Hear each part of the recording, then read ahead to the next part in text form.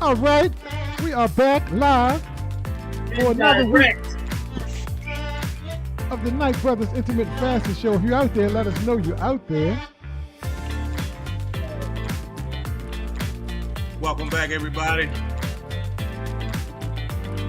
How's it going, fellas? How y'all doing tonight? I can't see everybody. We good? Well, we here. We there, brother. We there. If you out there in the audience, let us know, just like this beautiful lady right here, Sophia Mimi Lee. What's going on, Mimi? How you doing, baby? Welcome to the show. what's up, Mimi? Yes, yo. Got a wonderful show for you. It's action-packed tonight. A lot going on. Marvin Very Nick. good content. Our number one stunner in the house, Margaret Nick. How you doing, Margaret? Look, this is the time, audience, you could go invite your friends. That would be a good thing to do just about right now. Share it to all your friends live, direct. Rosie, how you doing, Rosie? Welcome to the show, dear. Rosie.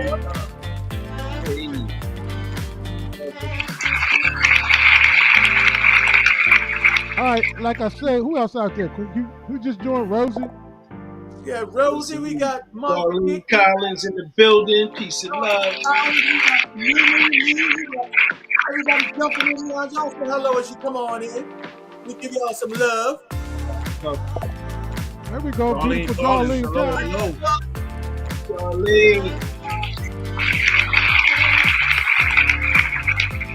Darlene, I know Darlene happy, man, because the weather is getting warmer. And Darlene, man, last year she was getting it in on her walking, man. Okay, Darlene, it's almost that time, Darlene. Now Darlene start was throwing walking. down last year in the walking challenge. I know she happy.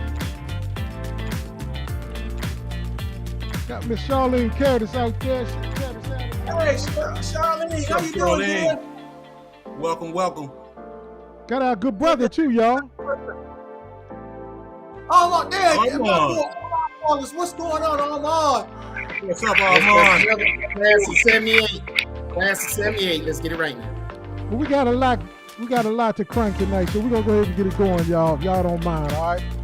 But y'all do me one favor before we get going. Put a 1 in the chat group if you can hear us good. We just want to make sure before we get started that we are coming across loud and clear.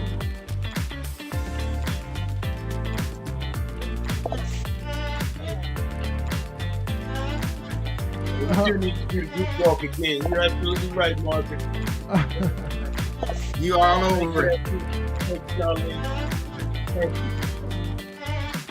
Thank you for the acknowledgement. That's very helpful to let us know. All right, we're going to get cranking then, y'all.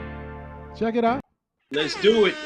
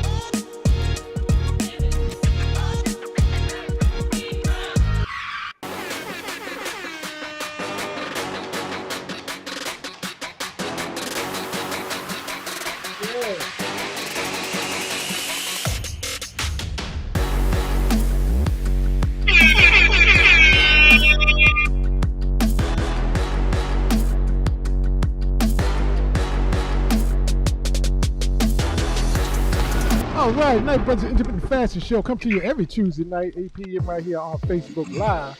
I got all my brothers in the building. What's up, big bro? What's up, fellas? What's up? Family. All right, so thank y'all for the ones. I see Margaret put up a 1, Charlene put up a 1, Sophia Mimi Lee put up a 1, and Darlene Collins. Who else out there? Make sure y'all here.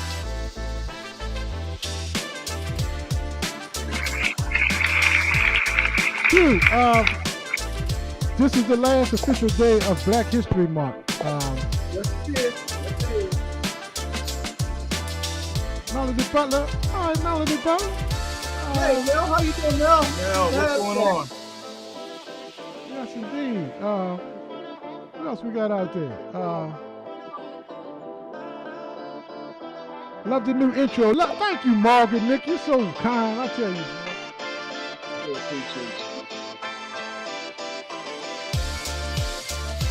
Wanda Burton Powell just joined us too, Q. Oh, my girl, how you doing, Wanda? Good to have you with us. I mean, we have so many faithful listeners, man. It's amazing. This audience never fails to surprise me. Melody said peace and love. I guess that's for you, Arden. I think it's for all of us, man. We know we all about that peace and love. All right. Well, look, Black History Month is the last day. I'm hoping y'all enjoyed it as much as we did, and we definitely want to spotlight that tonight. We didn't get to do as much as we wanted to this month because of the technical difficulties with us getting a new system and everything. But we're going to crank it out and give it to you live and direct, all right?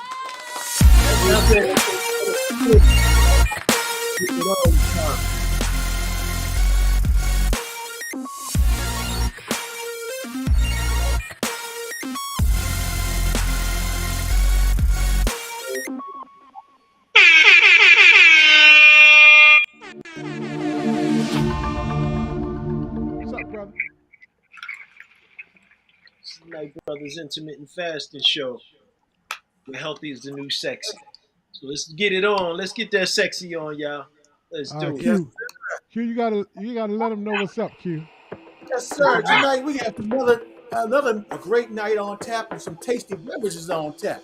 So tonight, folks, we want to know what we're going to be covering. Tonight we're going to cover, for our first tasty beverage of the night, we're going to be discussing something that's near and dear to each and every one of us here. And we're talking about drink number one, our socially speaking segment, Black History. Look at the differences between Martin Luther King and Malcolm X. And we're going to break down that. And we're going to have some discussion on it. Following that, for tasty beverage number two, we're going to have the Marty Hayes Child Please Award with our new co-host, Mr. Kenny Adams, presenting the Marty Hayes Child Please Award. Following that, drink number three is going to be one of our features. And one of our features this week is going to be the power and the roles of enzymes in your food. Now, I think, guys, this may not sound sexy. When we break this down, you're going to really have to understand and have a real grasp for what we're talking about here. Following that, tomorrow begins our challenge. The Bread Will Make You Spread challenge from none other than our own Mr. Pierre Parker. Will you accept the challenge? And we're going to break down the rules and regulations for that. And we're going to have an update also. I told you a power-packed show. We're going to have an update also on the cruise and where we are as far as the cruise is concerned. So, Lenny, back to you because we got a lot to cover. All right, my brother. All right.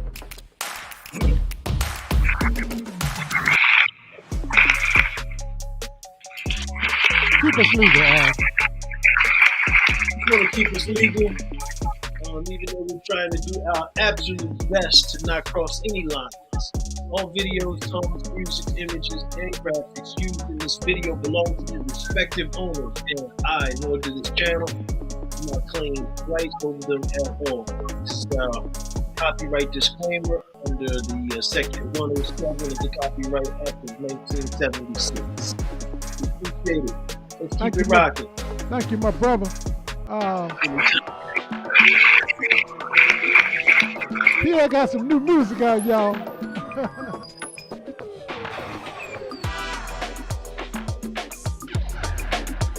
Let them know what's going on with what they can do and how they can get with us and communicate. Right?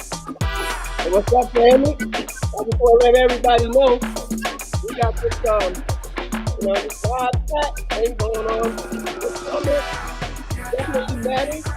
Good questions matter. Join us in the chat. We're here for you. Any questions you got, any concerns, anything that we're talking about, want us to break it down a little bit more, we'll do our best. So hit us up, y'all. Awesome. Pierre. Pierre, why don't you, Kathy Jenkins says, I am new. Hi, I am new. Linda refers me. Why don't you give Kathy a welcome? Welcome, Kathy. Welcome, Kathy. Good to have you on board, Kathy. Good to have you on board. Absolutely. Welcome. All right, Kathy. Ring the bell for Kathy. Ring the bell for Kathy, man.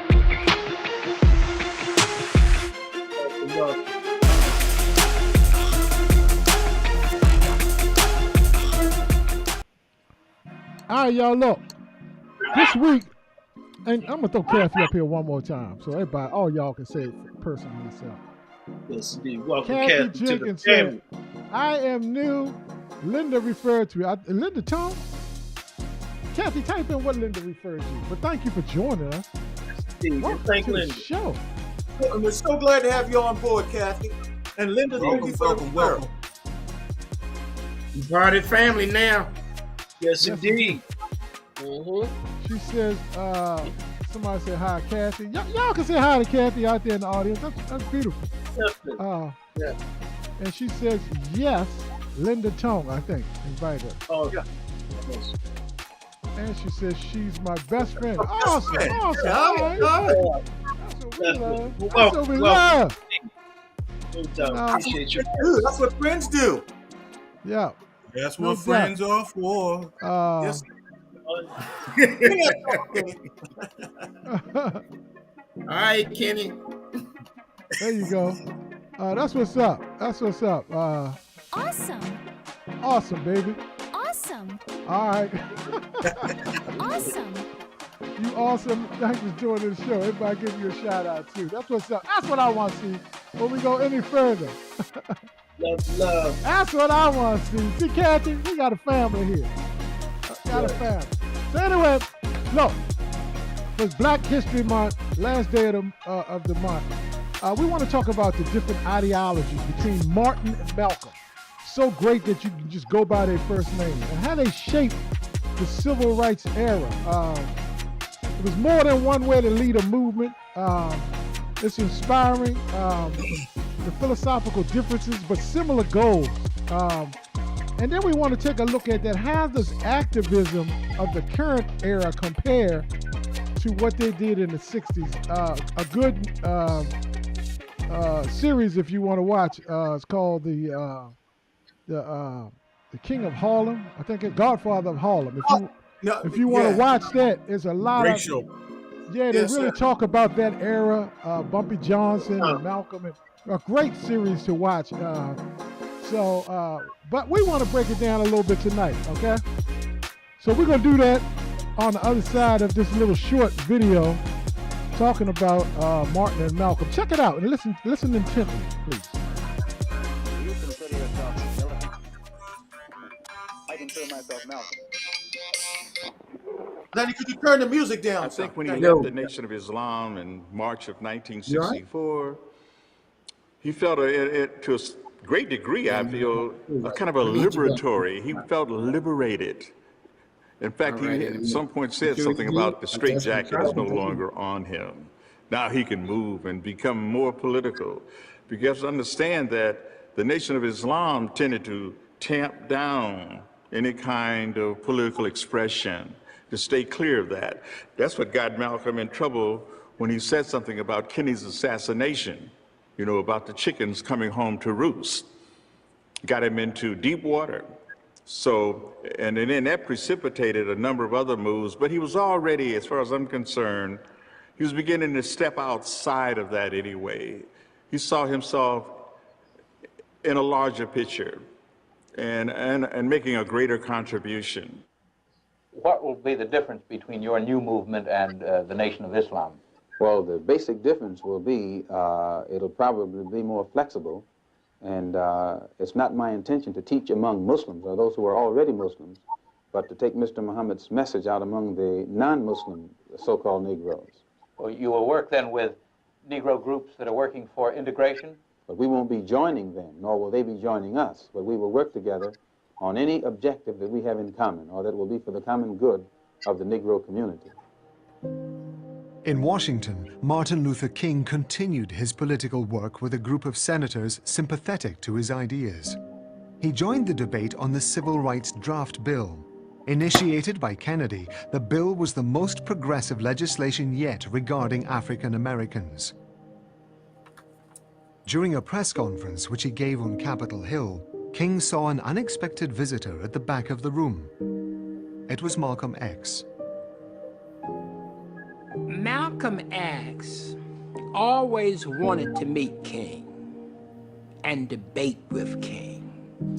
But King always refused to meet with Malcolm, largely because he knew that if he met with Malcolm, support from the white community would be almost eliminated. So King had to carry himself in such a way that the support which he got from the world white community would not dry up. After the conference, the two men met face to face. This encounter that King had always avoided unfolded in front of the press and photographers. The meeting only lasted a minute, but these images that capture them side by side, like this photo where they're smiling, became a strong symbol of reconciliation between two opposing visions of the black cause.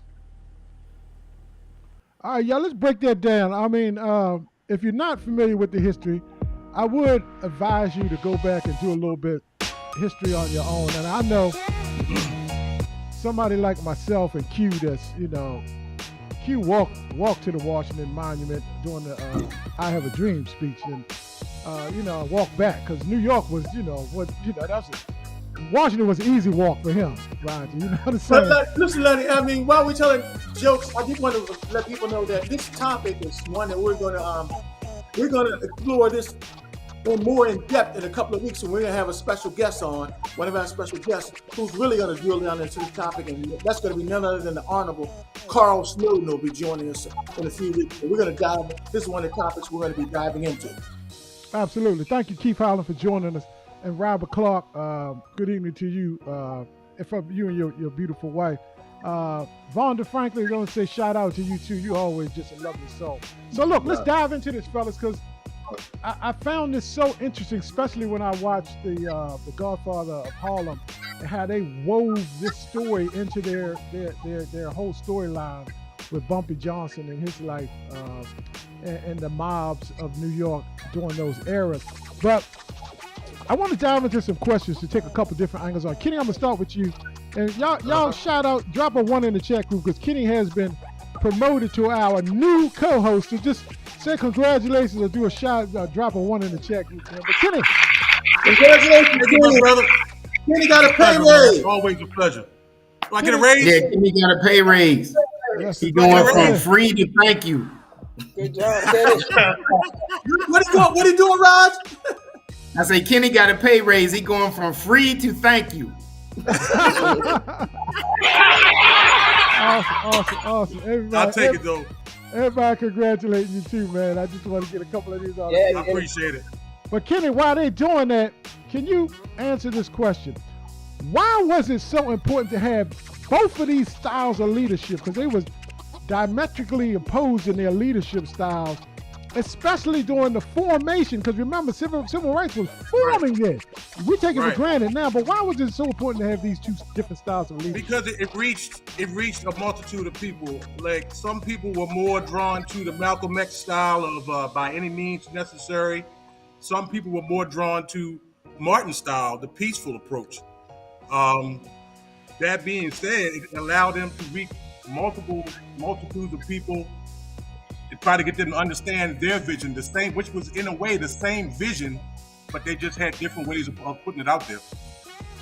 Awesome. We're gonna come over to who? We're gonna come over to Q. Look, because Q, we grew up, you know, you're a year apart from me in age, but you grew up in this era.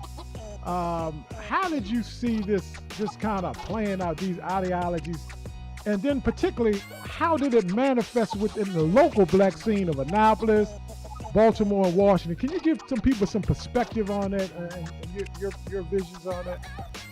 Oh, well, you know, we were young during that time, but, you know, from what I can remember, what I recall, you know, even within the black community, we were somewhat divided on how we wanted to move forward as a race. And we had a set of those who believed in the peaceful protest of Martin Luther King and how we could get more done and moving in that direction. But there was a growing, and I do mean large growing, connection of people to believe that Malcolm's idea of any means necessary was the way to go, because we had been stepped on and had been stepped on so frequently by others in this country that it was time for us to stand up and use a forceful way of doing so if necessary. And as far as how it manifested in the Annapolis and the Baltimore, Washington area, I can recall Lenny and Raj. I don't know if some of you others can recall too, but I can remember the groups that were coming up in Annapolis. Annapolis had a strong Black Panther organization. Yep, I remember them. I remember. Very strong Black Panther organization. And it was strong in Baltimore and Washington as well. As a matter of fact, going back to one of our guests, when Carl is on in a couple of weeks, I'm sure Carl can address this, because Carl was heavily involved with some of those groups that we're talking about here. And so the Annapolis area was very politically involved at that time. Yep, and if anybody remember any of that when they was growing up, I don't know if you have near my age or a little older or a little younger, just type a one in the chat group. Arden, I really want to explore this question because as far as white America goes, it seemed like the guy in the video, the historian said in the video, that they supported Malcolm but kind of shunned Malcolm's philosophy because maybe it was a little bit more aggressive. How do you think this influenced the black American and how people followed whom out of those two leaders? And then how did this progress for the race of us? What do you think the results were of that? Well, I mean, why did white America want to deal with Martin instead of Malcolm? Because Martin would turn the other cheek. Malcolm said, if you caught me in one cheek, I'm punching in your face too. So he's gonna defend himself. One man's gonna defend himself, one man's not. If you create a community of people that's willing to defend themselves, you can't run the same program that you've been running, you know, of fear and everything else. So it's self-explanatory who you want to deal with. Somebody that you can run, you know, not run over, so to speak, but would not harm you physically. It backfired in the long run because it did show the inhumanity of the other person willing to beat somebody up that's not defending themselves. But the other side of it and the balance had to be both, because when Martin was doing that, Malcolm was going around the world, country to country, meeting other leaders, describing the condition of the Negro in America. Mm-hmm. Yep. So, you're right. The so-called Negro. If you attacked communities like they had did previously in the South, not that there weren't other communities that had defended themselves. So sometimes the misnomer is the fact that thinking that Malcolm was the only person and the only entities that were defending themselves in the North, because you had the Deacons of Defense, which were from the South. And I would tell anybody, get that movie. It's a nice documentary about the Deacons of Defense. And it talked about how people all over the place armed up. And, you know, this didn't happen just one time. Now, a lot of times they get quelled because a larger group of people came and killed them all. Yes, but the Deacons of Defense, that didn't happen in that particular case. So it's a lot of things to study, and if this doesn't do anything but help you start to study our history even more and find out about cases where even in the South, they defended themselves. You know, so we weren't a docile people by no means. Good. So I mean, it doesn't get told.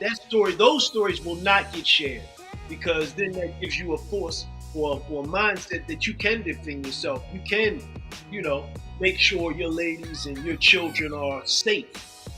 So just my perspective is that we needed both sides of those coins to move everything forward, because we needed to find those people that were on the fence as far as being white and talk them off the fence. Now, the great thing about Malcolm is he had a lot of times where he would debate people, because literally, another history moment, the FCC used to have to put the other side of the coin on any communication that they had on TV or radio. You had 5 minutes for the pro-white and 5 minutes for the pro-black, and they would get to debate. That's why you have all of these older debates. Now, news is entertainment, but I'm gonna shut it down right now because I know we gotta proceed. But it's very important in the dynamic of what we live in right now. Look, I must have struck a nerve with you, boy. I struck a nerve with you on this subject because you was about to go in, boy. Hey man, we could do a show on that dynamic and then how that's played out and how you see people act now. In reference to trying to acquiesce to be successful instead of being real and true and exact and having people respect you. No doubt. And that's why when we brought this up as a subject, Q attempted to get Carl Snowden on this week, but he was not available. But he said he will be on in a few weeks just to really dive deeper into this whole subject. We're going to do a deep dive into this subject, and that way we'll have more time. But right now, let's keep it moving, Lenny, because we're out of show to cover. Well, Pierre, ultimately, both of these leaders were silenced by assassination 4 years apart from each other. And you got to kind of go back to this time period, because not only them, but it was other pro-black leader voices like the Kennedys were both killed. All of this was like within a few years of each other. So they were really trying to silence this movement. So how did this affect, to you, the progress for black Americans, and how this influenced other leaders that may want to have followed in that with that fear being put out there? What's your thought? I think in so many ways, after these two leaders, who put their lives on the line, for Negroes, I think that, eventually, after these two were shot and the Kennedys were shot, I think the movement kind of died down a lot. It's not that it was over. It's just died down a lot. But my thoughts of it were, a lot of people don't know that, Martin Luther King got the idea of nonviolence from, I think it was Gandhi. Yeah. And how they got their independence from England. How India got their independence from England. And so, it looked like, we didn't have the power to fight back. But he was using a different type of power, and eventually, it did. I think it did go in that direction, So I think, when you have both leaders like that, had two different ways of leading. I think it almost divided our power too, So, but I'm not, 100% sure on all of it. But all I know is that I think that, the movement kind of died down a little bit after that. The fight still goes on. The fight will continue to go on, until who knows when. Yeah. So I don't know if it's ever going to be the way we want it to be, because we live in a contrasting world, where there's good and bad and, up and down. And how would you know what those things are? So as long as there's going to be some positive, there's going to be some negative. So we just have to understand, okay, so if you're looking at the positive aspect of it, I would probably say, there's a lot of blessings in that, If you look at the part of it, there's lessons for us to learn. So the key to it, I think, for us as Black folks is to learn these lessons so we don't repeat them and keep the movement moving in the direction it needs to be in. Amen, brother. Look, y'all. I got to give y'all the time to answer, because this is really a subject that takes a little bit thought-provoking, and it can't be answered in a 1 or 2 word answer. But great answer, Pierre. Command Sergeant Major, I'm going to throw the last one to you, because I want you to kind of do a comparison to the effectiveness of the current Black agenda leaders, the Black Lives Matter movement, and, Jesse and all those that came after, and the new leaders of today. And then I want to ask you this: the balance of us as a people wanting to gain acceptance from other cultures or just build your damn own? Where's the balance with that? Can you kind of help us with that a little bit? Well, I'll go ahead and carry out on the first part where I can't go with Jesse because Jesse was with Martin when he passed away, so he's part of that era. But the new leaders are not so much in the street; they're more on the social media, and that's because they're going after the younger generation. Now, see, the generation behind us don't know what we know because they were not. Our generation came at the end of that era, but they don't know what we know because they have no parts of that era. They only know what they're being told in school. Our parents were the ones actually growing up during this time. And now you got some states even trying to get rid of the information to train these young and up and coming brothers and sisters. But that's why that's why they are hitting them on the social media part, because the kids spend the majority of their time on the phone, the majority of their time on the computer, the majority of their time on Xbox, PlayStation. So I gotta hit you when you spending the majority of your time. It don't make no sense for me to be walking up and down the street doing parades when we don't have no young generation out there. They're in the house. And it's in the balance between gaining acceptance or building your own. I'll go ahead and reflect a little bit. So Martin was the guy that was gaining acceptance. He knew was certain ways that you could approach white people and get help. Malcolm was the guy that took the hard stand. I don't really need the white people. I just need my people. So I'm going to build my own. And that's where you got the left hand and the right hand. Now, just like you said, they both had the same agenda, which was to take care, educate, and make life better for our people. They just took different paths to get to the same goal. That's all that is. Same path, different paths to get to the same goal. So that's where you got the balance between gaining acceptance. That was Martin. You know, what they didn't tell you was, I don't know if he elaborate, Malcolm had asked to speak with Martin several times. Martin kept refusing it because Martin felt that if he was associated with Malcolm, he wouldn't get the support he needed from the white people. That's why Malcolm was at that meeting, because as you heard in the video, he was surprised. Malcolm didn't tell nobody he was coming. He just showed up because Malcolm. That was him. He just wanted to debate with Martin, but Martin didn't want that debate. So in the end, and another thing too, that meeting only was 2 minutes. I know. Right. You're right. It was a very short time. That meeting was only 2 minutes, and so they both came to a conclusion in that short amount of time. Your way is your way, my way is my way, but I still love and support you, brother. Amen, brother. Amen. Look. Commonality in reference to where they were going with that after that. We're going to meet afterwards. But, you know, big ups to Mega Evans, Fred Hampton. Look, great segment, y'all. I mean, we had to keep moving because we got a lot on the show. I want to thank y'all brothers for y'all knowledge, y'all wisdom, and y'all insight into that subject. That subject warrants a whole hour show, and we will revisit all that. If you want to see more of that type of dialogue, y'all can just type a 1 in the chat group because we got it coming your way with Carl Snowden, our local historian and frontliner that was in that movement. So. Hey, I got a quick question for y'all though.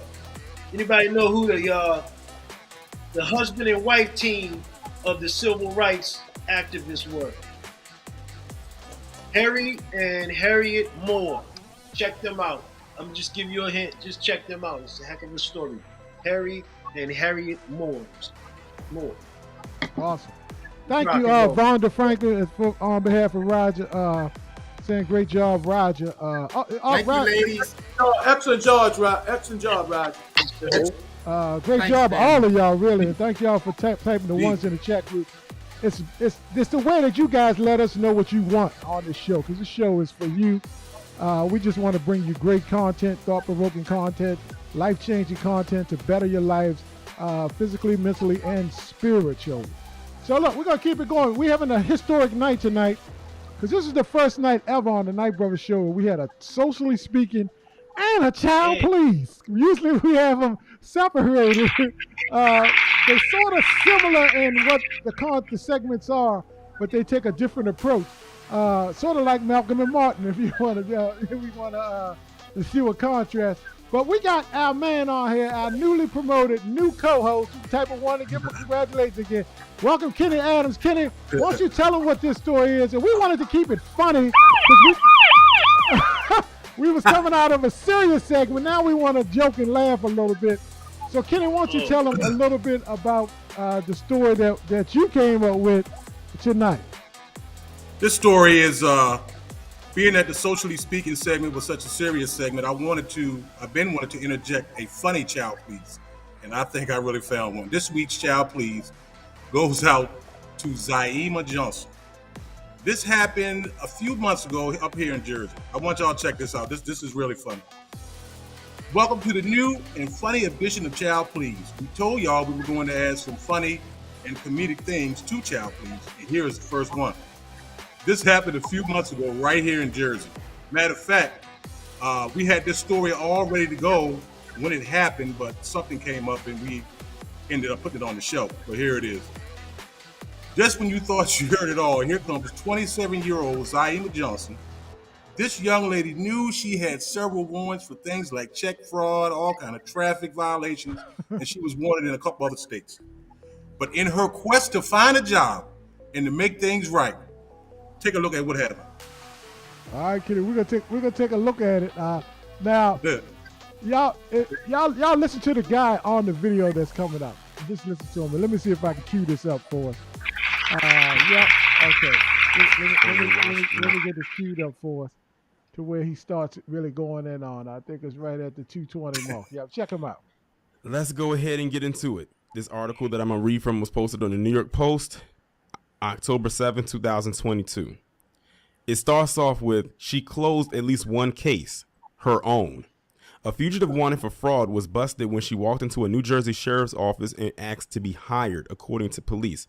ENZYMES Johnson, age 27, a former postal service worker from Jersey City, was on the run for the crime in Monroe County, Pennsylvania, when she applied to work at the Hudson County Sheriff's Office, according to the Jersey Journal. She sent in paperwork to be a security guard at the law enforcement agency. She was called into the station under the guise of a job interview and arrested Tuesday, County Sheriff Frank Shillery told the outlet. After the alleged foolhardy fraudster was busted, the officers allegedly discovered 2 stolen credit cards, and she was also hit with credit card theft charges. Prior to applying for the job, she was also wanted on 10 bench warrants for failure to appear in court on traffic charges in Jersey City. Like I tell you, there's some people out here that are not bright at all. Like, you knew that you had all of these charges against you. You knew that they had warrants out for you. She's a whole fugitive, and she decides that she wants to go apply for a job at the one place where they could pull her record or pull her file or anything that they can pull up on her and say, oh, you're the person we've been looking for. And she probably thought that because what crime she committed in one place, it wouldn't catch up with her in another. No, those things travel. How do you think they was able to get Forenza Murphy? Even though he was in jail, in prison in Connecticut, they were still able to get him. All right, so look, he goes on and talks and compares to it. But let's dive into, just amazing. ENZYMES Johnson is her name, 27, arrested in Hudson County Sheriff's Office after she applied for a job at the station. So in a comedic fashion, y'all going in on this woman too right now. Y'all something else. Comedic. He said, go ahead, Barney, without Clyde. Erica, that's great, Erica. Ooh, that was a good one. That was really good right there. That was good. And Bibi said, child, please. Bye. Child, please. This is definitely a child, please. All right, look, Kenny. That Wanda Powell is shit. She's not just a dummy, she's a dumb dummy. All right, look, we're going to kick it around the horn. We're going to start off with our newly appointed co-host of the show. Kenny, question number 1 to you. What came first, in joking fashion? Not the chicken or the egg, but what came first? Zaima's thoughts of grabbing that security bag or getting bagged and booked before the interview was over? Talk to me. She had thoughts of grabbing a security bag, but that security bag grabbed her. I mean, of all, I know times are hard. Of all the places you could have applied for a job, with your current background, you could go to a sheriff's office and apply, knowing they're going to go through every nook and cranny of your past. But this story also reminded me of a story there in Annapolis back in the 90s, the early to mid 90s. They sent out to all the people that had child support warrants. I remember that. Then they had a check. They overpaid. And a lot of people showed up there. This is when the child support office was over Luskin's, I think. And a lot of them showed up to get this check and got locked up. Oh, my goodness. You had to pay the child support. They're going to show up. Oh, my God. You ain't paid child support in a year. You think you got a check. Oh, my goodness. All right, next up. Who's next up for questions? Art, we coming your way.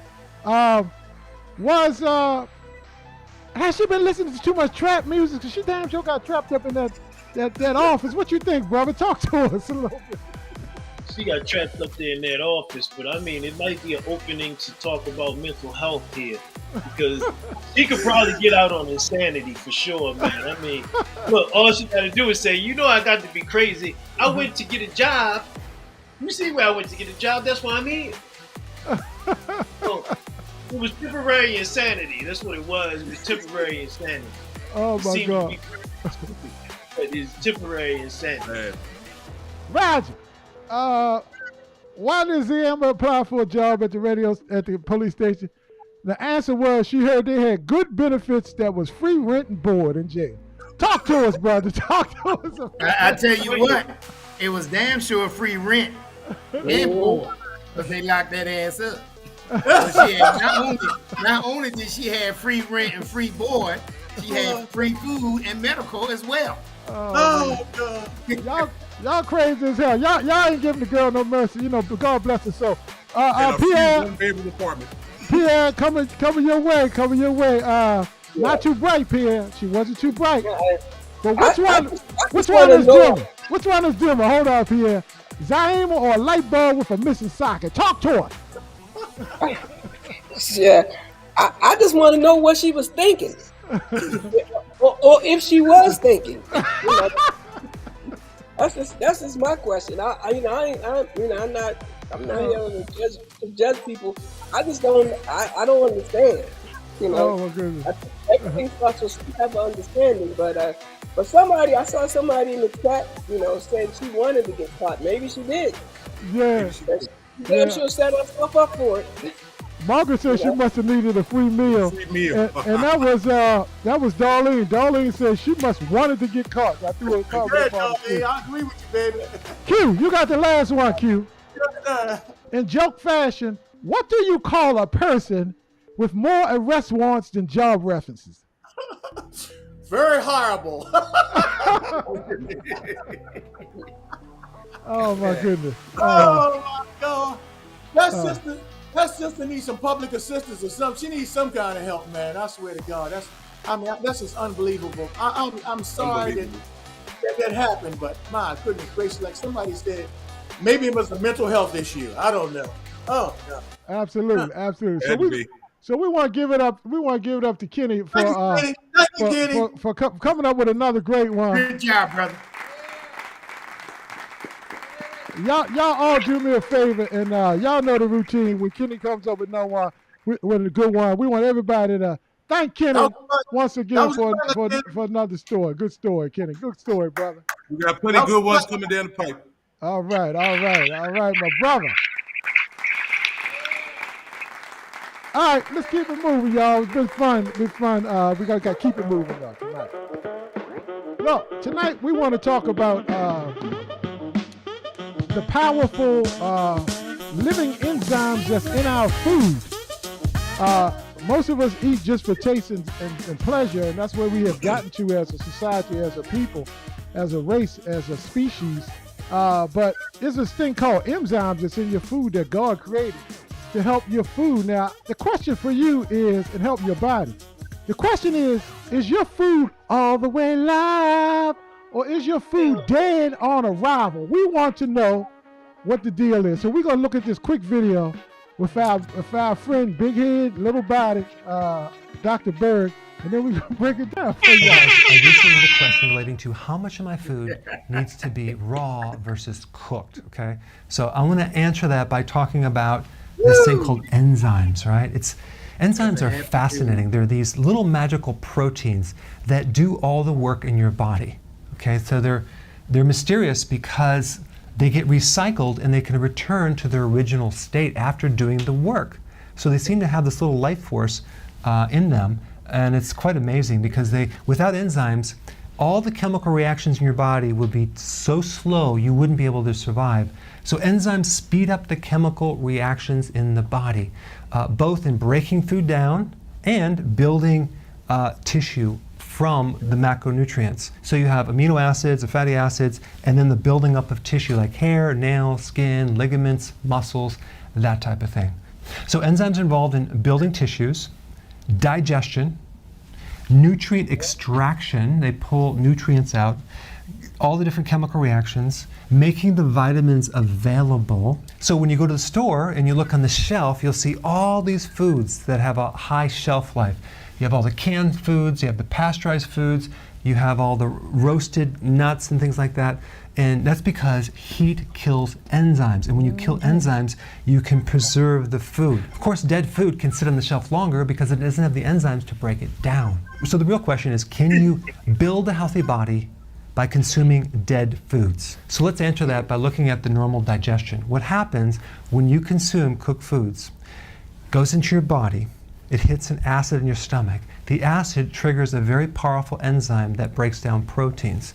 Then it goes in your small intestine, where it's broken down further by the pumping out of all the enzymes from the pancreas. So in other words, when you consume food without enzymes, like an overly cooked food, your pancreas has to make the enzymes to break down that food. Yep. Okay, so you're depleting more of the body's enzyme reserve. And that is the stress that consuming cooked foods creates in your body. So you stress out the pancreas, the stomach, and other organs. So the microbes also make enzymes to help you digest food. But of course, if you've had antibiotics, that could limit that part of the digestive tract. So I consume most of my vegetables in a raw state. Sometimes I might steam them. Sometimes I'll have fermented vegetables. Of course, I'll cook the proteins. But just realize that every time you consume pasteurized food, sterilized, heated food, you're killing off the enzymes and you're depleting that part of your body. And you're adding stress to certain organs. All right? Thanks for watching. All right, y'all. Dr. Berg,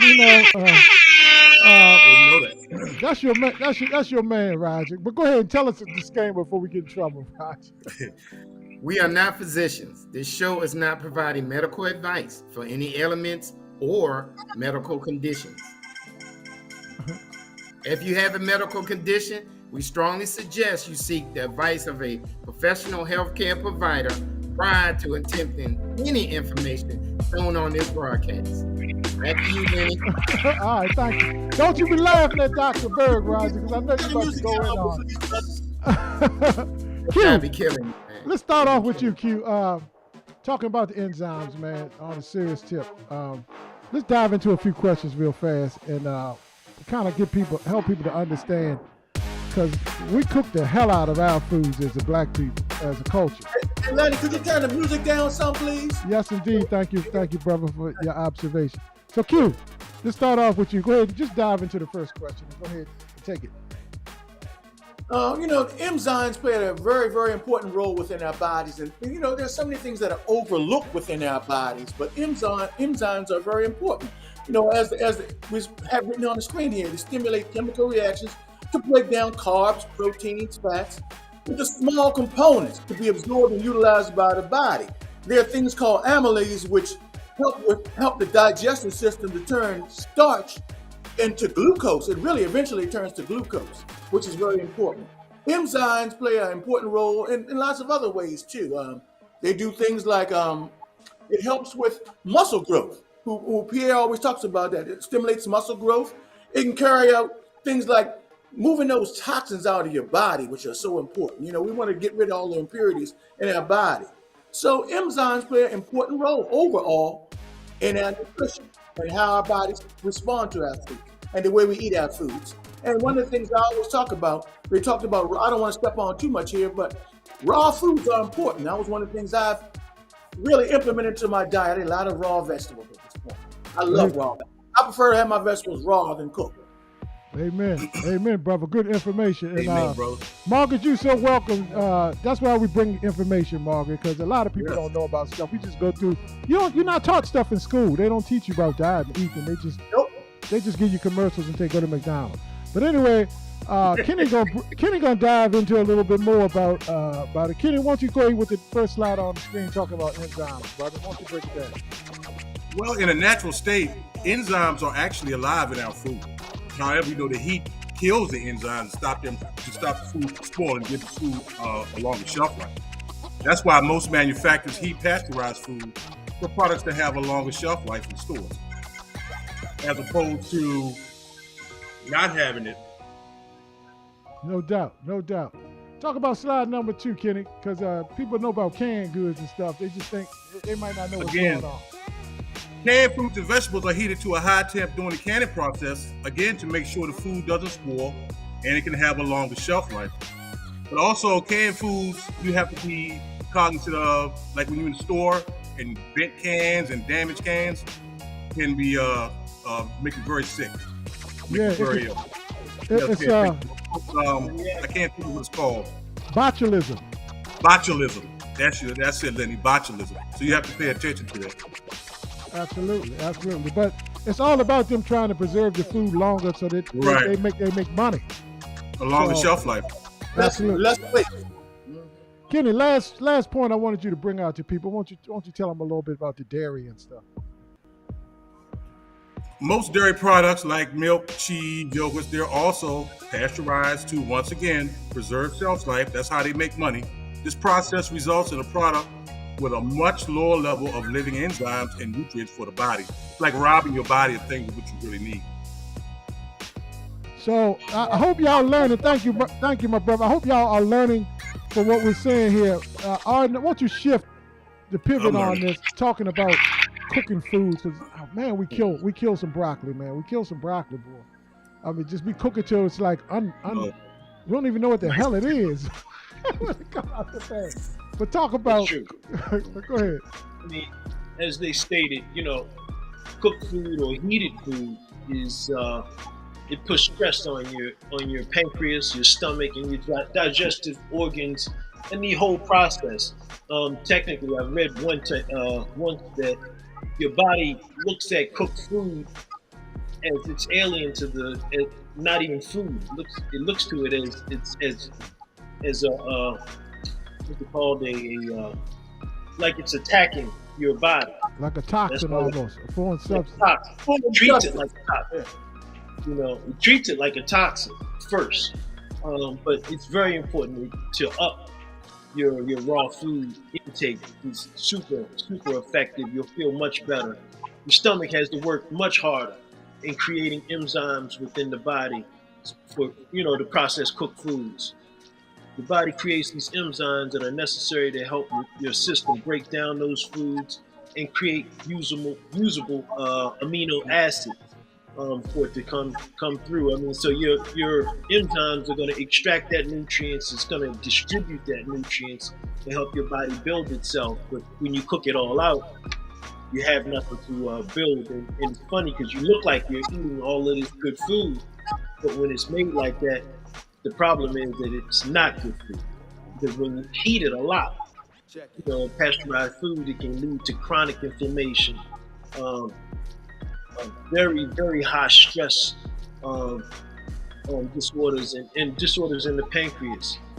So it's extremely important to, like I say, eat more raw foods in your body, in your diet. I mean, that's why juicing is really good. You can get a lot of nutrients in, a lot of that in in a concentrated form, shakes, as far as that's concerned, and just raw food in general. A good ratio is like 80% raw, and it's difficult for most people, but that is definitely a good ratio to live on. Absolutely. Oh, and I remember you taught me about cooked foods. You told me this years ago, and I never tried it. And so one time I was juicing, and I didn't know I was eating raw food because I was just getting all juice extracted from the vegetables. And I never felt better in my life. And then when I did a raw food diet, man, you just feel alive. You know what I mean? Yes. Talk about that a little tiny bit. Yes. Yes, indeed. That vibration that you get and the energy you get. I always say, look at how you feel. Take an assessment of how you feel after you eat. If you're sluggish, if you're down, it's not food. It's toxic. If you got a good vibe and you feel energetic after you eat, you feel energized, that's food. And if it's not doing that for you, it's not food. You can call it whatever you like. It might be consumable, but it's not food. So if you've got that itis, is what you're saying.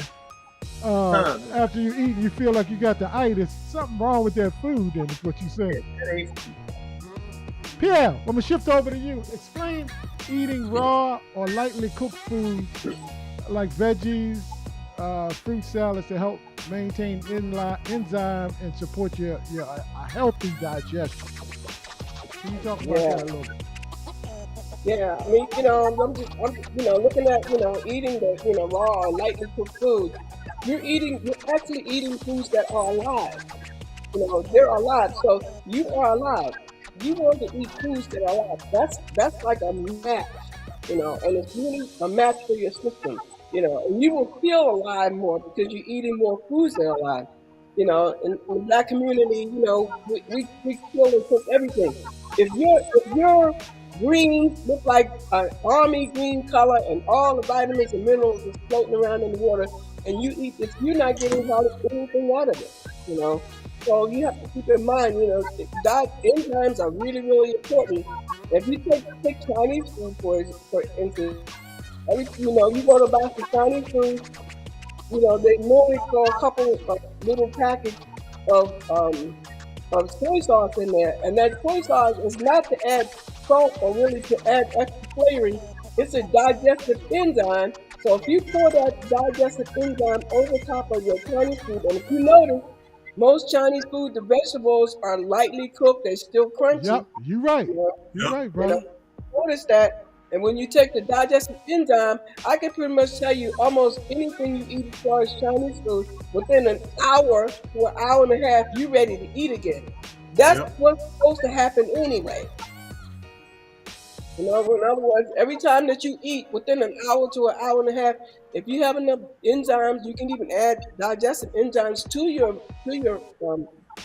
while you eat your food. You're supposed to go. If you eat 5 meals a day, you're supposed to go 5 times a day. If not, there's lack of enzymes and lack of live foods with enough fiber to keep things moving.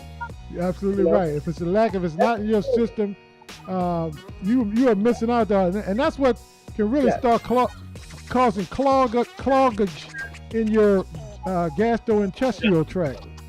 Yeah. And a good way of starting, like say for instance, if you're gonna do like morning breakfast, fruit, like a fruit shake or something like that would be excellent. There's two main foods that you can use that can help to add digestive enzymes to your system. One of them is pineapple. Pineapple definitely has a lot of sugar in it, but it also has something in it called bromelain. And bromelain is a digestive enzyme. It will definitely help to fix the digestive system. And you can also get papaya. Papaya has something in it called papain. And papain is the same thing as the bromelain to help. So what you want to do is try to find natural foods that have enzymes in them. And I can pretty much tell you, I am totally lactose intolerant. I haven't had dairy products for about 35 years or more. I can't do it. It just messes my system up. So I haven't done them. And if I try to do it, even, if I try to eat mac and cheese or something like that, or dairy or whatever, man, I'm going to go to the hospital and have my stomach pumped. It just messes with that bad. No, know, I mean what you're saying, Pierre, is so true. I mean, because certain foods are not. I hate to say this, but they aren't designed for certain cultures, and that's true. You know what I mean? But nobody teaches you these things, these type of things. So great information about the pineapple and the papaya, because they do have a lot of enzymes in them that help stop that cloggage in your GI tract, so food just get trapped and won't break down like it should. Then you turn around eating again later. That's why this whole intermittent fasting thing we on, to try to help your digestive system get a break. Q, you know what I'm saying? Absolutely. Process. Roger Parker, my man with the master plan. Talk about supplements in this. We talked about supplements before, but talk about the role of supplements, because sometimes it's not all what it's cracked up to be. Can you talk about that a little bit? Well, people think when they start taking supplements, that way alleviate you having to get those enzymes from the natural foods. But you got to understand this. A lot of supplements, I'm not saying all of them, are chemically induced or chemically produced. And see, so that's why they tell you in the beginning, you can't just do supplements, because it won't give you everything you need when it comes to the enzymes. Also, when you do a lot of supplements, they can cause problem later down the road. Constipation, heart palpitations, depending on which ones you take and how long you take them and why you take them. Live vegetables, live fruits is the way to go. But still, it has been embedded in us in slavery time to season and do all this other stuff and cook our food. Because remember, the slaves got what was left over. Now, if you look at any movie, when they're dealing with the slaves and you see them setting up the master's plate, what's one thing you see on there? You see vegetables, you see fruits. Back then, all they had was water and lemonade. All that was natural. Now, when you see the slaves, what they're doing? They cooking over the leftover parts from the pig, the leftover parts from the cow, whatever the master didn't deem healthy or good came to us. And that's why our parents, grandparents, great-grand, they had to season the food to taste good. Now, in doing that and being trained and brought up that way, we lost the natural vitamins and the natural enzymes of our food. And that's why we are where we are today. When it comes to Roger, great points. Can you talk a little bit about some of these? Because Pierre mentioned some of them on the list. He picked out pineapple and papaya. Can you just kind of hit a couple of these key items that really can spike your enzymes and really get you where you need to be to help that system out? All right, I'm gonna do something. Then I'm gonna have my cousin help me out. Okay, I know everybody crazy. They see avocado. Avocado is a fruit, and banana is actually a berry because it has seeds. But all these things right here, right, are good for you as long as you can get them in the organic fashion. Now, some of these have been changed as well with chemicals. Like Pierre said, pineapple is great, but you don't want the pineapple on the shelf. You want actual pineapple. Figs, grapes, and all that stuff is great, but you want the actual figs. You want the actual grapes. You don't want the stuff that's sitting in the can and got all this stuff in it to make it last longer. You want the actual stuff to get the full enzymes, the full benefits from it. Go on and jump in here, cuz. Yeah, I'm just looking at this list, man, and it's just amazing to me, all the foods and things that, things that we can have that can help, that can definitely help us, I can pretty much tell you, just being straight up and honest, I have at least, 2 to 3 salads every single day. I mean, every single day, just because I know how important it is to make sure that I have something raw. I'm gonna eat something. You saying a lot, Pierre. You absolutely right. So you can definitely, most likely you're gonna cook your protein, and most likely, you're gonna cook your carb. But I can pretty much tell you really don't have to cook your vegetables. You don't. And at least you want to at least have that. Have something that has enough fiber in it to keep stuff moving. Because lots of times your body will take carbohydrates and all that, turn that stuff to sugar. Once it turns it to sugar, the reason why it's doing that, why it's spiking your blood sugar level, there's no fiber in it. They've taken out all the fiber and sold that to the dog food companies. So the dogs is eating what we should be eating, and we getting crap. That's why we get all the Hey, you know? Arden, Pierre, I want Arden because Arden used to always tell me this too. Because he used to always say, man, Arden used to be over. We used to have a music studio. He used to come over. Man, he said, "You're killing your vegetables, son. Flash. What do you call it, Arden? Flash heat your what? Yeah, just a quick flash steam or quick steam.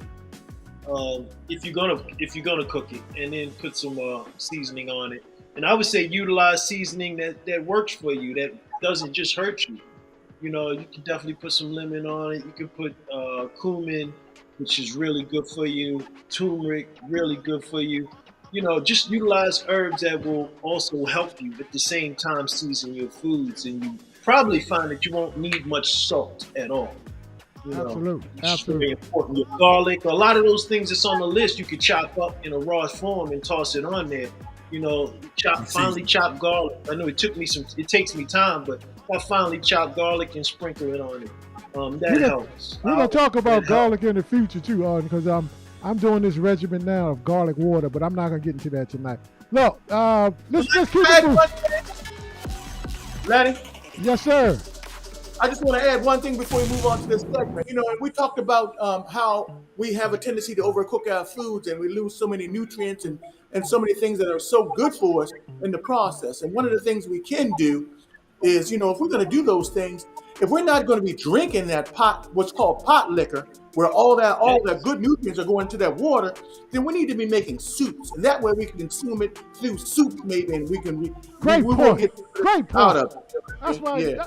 That's why you Quavy at night. Great point, man. And I got one more thing. I got you right about that, Quavy. But another thing they could do after they cook that stuff up, that little pot liquor, they could take that and pour it over the vegetables, and that would put back a lot of enzymes they had cooked into the pot. You're right. And your grandmother used to say, "Sop that thing up with a biscuit, boy." but let me segue about the biscuit, because we're getting rid of the biscuit right now. For 2 weeks, we're getting rid of the biscuit. This is the bread will make you spread challenge, no bread challenge for 2 weeks, starting tomorrow up to March 14th. So Q, why don't you get into restricted foods real fast? Yes, sir. Guys, listen, we're gonna try to eliminate, and if not eliminate, then seriously reduce certain things such as wheat, cakes, pies, cookies, crackers, cereal, pasta, rice, potatoes, waffles, pancakes, pizza, flour tortillas, and even granola, damn it. No! We gotta keep it moving because I know we're running short on time, so let's keep it moving. Y'all crazy. Y'all crazy than mother. All right, the next thing up on the list, let me see. Let's see the next thing on the list about this. Pierre, tell them about the first few days again, what's gonna happen, because if anything, the first few days, what happens? Well, you know, you're probably going to go through some type of withdrawal, you know, and it's a lot of things are not going to make sense. Like, say, for instance, you're eating a turkey burger and ain't no bread, you know. So there's going to be things like that. You can be asking yourself, does this make sense? And then, you know, I'm telling you, if you continue, it will help to straighten out your digestive system. You will realize that you're going to be in a whole lot more number twos, but you're going to feel so much better, and you're going to have so much more energy. Oh my goodness! Guys, when you give up that, right now, I've given up and haven't really had any since December, and I can pretty much tell you, you know, I got more energy now than I have had in the past from my past training sessions. It's incredible. Awesome. And everything, my stomach don't feel bloated anymore. It don't feel like everything is slowed down. It just feels like I eat, I digest my food, let me eat. I'm on now. Awesome, my brother. Awesome. Kick the benefits. Kick the ballistics on the benefits they're gonna get. I mean, the benefits of weight loss, insulin levels going down, feeling fuller than normal, cravings diminished over time, your skin will get clear, mental clarity, and just the fact that your energy after you eat. If you eat a lot of breads, if you eat a lot of pastas, If you usually eat the American, the standard American diet, as far as that's concerned, the SAD diet, you will feel much better after you eat. It'll take a little while to get through the withdrawal symptoms. Let's be real, that's what it's going to be. As soon as you get through that, you'll feel like incredible, without question. Thank you, my brother. Hey, Kenny and Roger, Margaret Nick says she started her no carbs last week and my sugar goes too low. I am still doing it though. I would say sprinkle something in. We don't want you to do it. If something is making you feel bad, then you're going too far. So you have to kind of moderate, Margaret. But Kenny, you started a week ago too. Yeah, I wouldn't completely go no carb. I would at least have maybe one or two. I wouldn't go no carb completely. I mean, unless you're dieting down for a show, a bodybuilder would do that the last week of the show. But we don't do that. We wouldn't even do that all the way up until that last week. You still got to have some carb. Your brain needs some type of, they need some type of a sugar strength, and usually it's from, a really complex carbohydrate carb. So I wouldn't go completely carbless now. I mean, especially if you're borderline of, some type of diabetic thing going on. I would monitor. I wouldn't do that completely. But take it a little bit slow, Margaret. Exactly. We want you here. So just be cognizant, like Pierre said. Pay attention to your body in all aspects. But look, your body will tell you. So as you need level, adjust your level. Especially it sounds like you have a type 2 situation. Not to get into it too deep, but with that, you do have to normalize yourself. If you feel like you're low, you know the tendencies and what those levels are. And if you have mechanisms that you're tracking those levels, if you need to take a hit, then at those times, definitely do what's necessary. Amen. Amen. We just asked, fam, that you just don't quit for the entire 2 weeks, even if you slipped up a few times. Like Lenny mentioned, I actually started last week, and I slipped up today. I had a slice of bread wrapped around a chicken frank. So I ain't even gonna lie to you. So if you slip up a few times, just get right back on it. But also remember, don't cheat the dummy. Yeah. Don't cheat the dummy. And that list is, it's a serious list. I would just start with just don't do the bread and the pasta. Right. And just work your way up, P, if you have to. Yeah. You know what cereal, your body can take. I still have cereal, so I have oatmeal. You can have oatmeal, you can have cream of wheat or something like that, So the main thing here is just giving up the bread and the pasta. I wouldn't worry too much about a whole lot of the other stuff. Start there first, because that's a big enough challenge there. No, let me. One thing I want to not let people think that just because you don't eat bread or pasta, there are things on that list that have carbs in it, that have a degree of carbs in it. So you could really eat that list and not eat those carbs and still get that carb balance that you may need. And realistically, long term, I would say definitely get it monitored. But long term, that's what you need to normalize. Even like your number 2 diabetes. So there's some things that you can eat on there in reference to that do have carbs that would speak to that and even treat and deal with that. So Arden, I wanted to ask Roger a question, because you and Pierre, I think we really handled the technicals of it, but there's a mental side to it. And this slide that's up here, Roger, Kenny just spoke to it, and I want Roger, because you trained, you was a leader of men, and to get through the military was a really mental aspect to any challenge that you have. Can you really speak to this don't quit aspect? Well, when we was in the desert, we didn't get no food for almost a week. So the soldiers was down to 1 meal a day. So, but they packed their meals with a lot of carbs and stuff, and we're moving and we always going.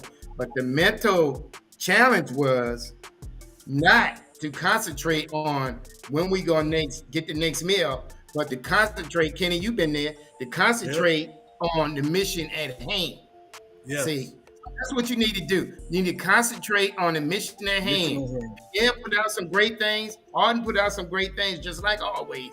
But you have to, just like Lenny said, the mental aspect is if you mess up a little bit, or if you feel, first of all, if you're feeling no diabetic, you cut carbs off completely. They tell you that. The doctor will tell you that. None. You should have some form of carbs coming in there. And one thing I would tell you, Margaret, if you that bad a diabetic and you feel yourself going low, keep some peppermint candy in your bag. That will shoot you back up. And so you can get to wherever you need to. But always keep a little candy on it. But the mental aspect is I have to concentrate on the goal at the end. We all gonna make mistakes. Nobody's perfect. But you have to concentrate on the goal that's the end. Start off with your left foot, drag your right if you have to, but keep it moving. And keep on listening to the Night Brothers Fasting Show. And one more thing, obviously, if you don't eat all those things or you don't have the chemical in your body like you're supposed to, you don't have the mental clarity, which tells me that girl in Jersey was eating at McDonald's all the time. So she had boy, you too much. Hey, look, Q, won't you quickly tell them, just to remind them about the Night Brothers cruise. I paid mine off today. So I paid mine off today. God was good. Mine off this month. Now, let me tell you this thing. There's a thing with Carnival called Uplift. If you qualify for finance, they'll pay off your entire cruise for you. But you still got to make payments. But then you on your schedule, and that's what I do when I normally take a cruise. So anyway, but we'll talk about that later. Go ahead, Q. Tell them about the cruise real fast. Yes, I just want everybody to know that it's not too late, man. You can still make your reservations by calling that 1-800 number for Todd, cruise director, and give him the extension. Tell him it's the Night Brothers Cruise. You still have until almost the end of the summer to pay off your cruise in increments. Guys, people are joining, and it's going to be a lot of fun. We just want to have you guys here with us. We don't want you to hear about it. We want you to experience it. That's all. Right. All right, let's close this thing out, y'all. Great show. Congratulations, Kenny, on becoming one of our full-time hosts. We love you, brother. I appreciate you, brother. I'm waiting for the check in the mail. It's gonna say thank you on it. It's gonna say thank you.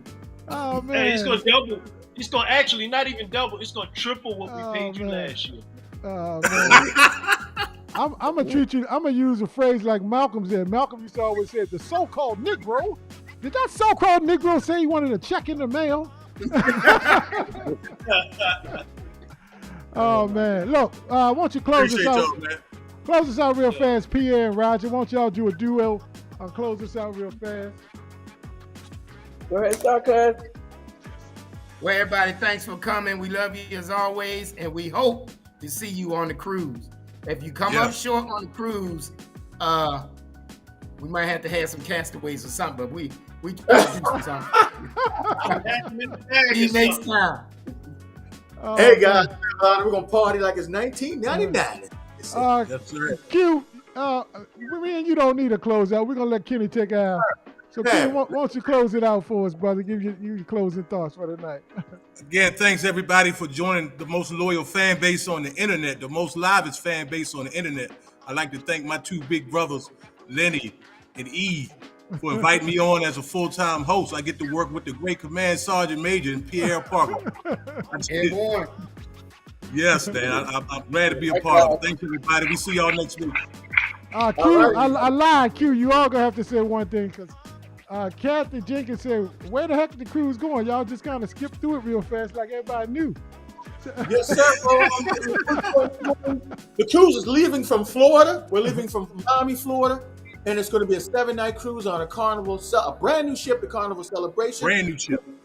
The ports of call are going to be Amber Cove, Dominican Republic. We're going to San Juan, Puerto Rico, one of Lenny's favorite ports, and we're also going to be hitting one of the most beautiful places in the Caribbean, St. Thomas. So, guys, we're going to have a great time. We're looking forward to we have over I think we have 16 or 17 cabins booked so far, man. And guys, come along with us. We're going to party. Like I said, we're going to have a great time. And I want each and every one of you to be there with us, because we're going to create memories. And life is about creating memories. Amen, brother. Amen. Amen. So thank y'all. We promise we'll be back next week. I think we got a local legend. I think we have Boya Chu on next week. Yes, sir. We're going to have highly interesting show. Boya Chu going to be joining us next week. And man, it's going to be a great show. We have Carl Snowden coming in the future. We have some other people going to be joining us. We have none other than our own Mr. He's a bishop. I'm talking a bishop coach too, but Bishop Antonio Palmer. Yeah, in the future. So we got a lot of people coming in. And we also have, I don't want to leave this brother out because he has a lot of wealth of information about blacks of the Chesapeake. Our own Mr. Vince Blake is going to be joining us in the future as well, coming back as well. All right, y'all. Good night. Ernestine Shepherd. Ernestine Shepherd is going to be joining us once we get that locked down as well. She's going to be our guest also. Pierre, could you tell them who Ernestine Shepherd is? Because they might not know by name. Yeah, Ernestine Shepherd is a very good friend of mine. I used to train her at one time in my gym for a little bit. We both had the same nutritionist. She is the 87-year-old, the oldest woman bodybuilder. She is in the Guinness World Records book for being the oldest woman bodybuilder. She's very knowledgeable. She's been on Steve Harvey's show. She's been on several other shows. She's a celebrity, and so you just never know where she can show up. One time I was watching the Beyonce video. She showed up on that, So she's very humble, down to earth. Will tell you the truth, how things work. And again, we both had the same trainer. So what was instilled in us from our trainer was that age is nothing but a number. It doesn't mean anything. Because we would use every excuse we could to try not to let him kill us. So, yes. But, in the meantime, so we said, I'm too old for that exercise. And he said, don't you ever say that to me again. So we're going to have this fabulous woman right here in this picture, Ernestine Shepherd, on in the future. So anyway, look, we said we was going to say goodbye. So good night. Good night. Good night.